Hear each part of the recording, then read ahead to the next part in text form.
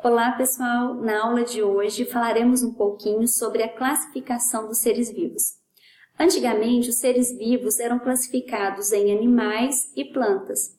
Com o passar do tempo e os avanços tecnológicos, por meio da microscopia eletrônica, percebeu-se que os seres vivos possuíam inúmeras características que os diferenciavam entre si.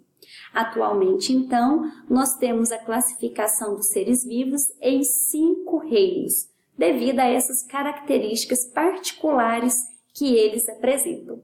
O primeiro reino é o reino Monera, o reino caracterizado pelas bactérias e algas azuis. O segundo reino, o reino Protista. Nós temos aqui os protozoários e alguns tipos de algas.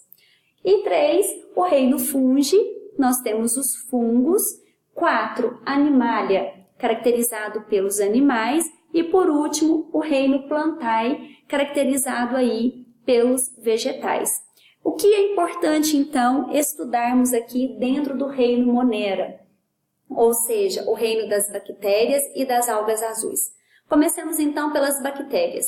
Primeiro, todas as bactérias são unicelulares e também são procariontes. Relembrando aí a matéria passada que todos os seres procariontes são aqueles cujas células não possuem a carioteca, aquela membrana que envolve o núcleo separando o material genético do citoplasma. E as células unicelulares, ou seja, são seres formados por uma única célula. As bactérias, elas são muito importantes no meio social.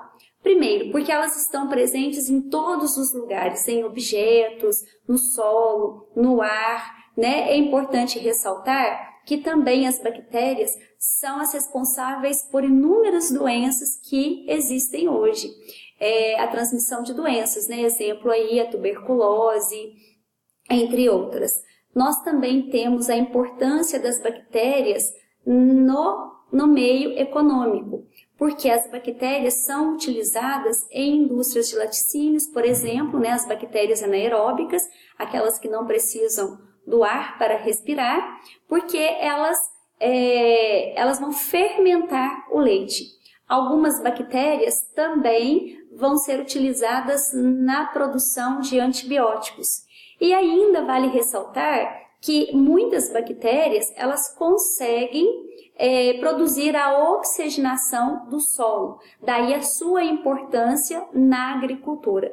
Então, toda vez que a gente fala de bactéria, a gente não pode relacionar as bactérias somente a algo ruim, a transmissão de doenças, porque não, elas são utilizadas tanto no meio econômico, né, e também são importantes aí na agricultura, na produção de alimentos, porque elas produzem a oxigenação dos solos. E é interessante também falar que muitas bactérias, olha só, vou desenhar uma plantinha aqui, né? Vamos fazer de conta que é uma plantinha, uma leguminosa, vamos fazer de conta que é um feijão. Então, olha, o feijão é uma planta leguminosa e aqui em sua raiz existe a presença de algumas bactérias. Essas bactérias, elas não vão provocar nenhum dano à planta. Pelo contrário, o que ela vai fazer? Ela vai conseguir passar para a planta alguns nutrientes e, em contrapartida, a planta vai passar para esta bactéria outros nutrientes.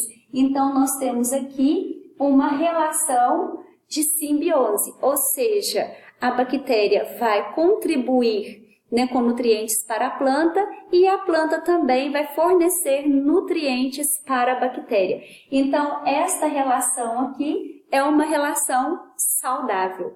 Daí, mais uma curiosidade das bactérias, ok? Em relação às algas azuis, que é um outro tipo de bactéria, o que é importante ressaltar aqui? Elas possuem a clorofila A, então logo elas produzem a fotossíntese. Então, onde encontramos esses tipos de algas? Em cascas de árvores, em rios, em mares, no solo. Então, toda vez, pessoal, que vocês ouvirem falar de bactérias, por favor, não relacione as bactérias somente a algo ruim, a doenças, porque não, nós precisamos das bactérias na agricultura, nas indústrias de laticínio e também nas indústrias farmacêuticas. Então, hoje era apenas uma introdução, espero vocês nas próximas aulas. Até lá!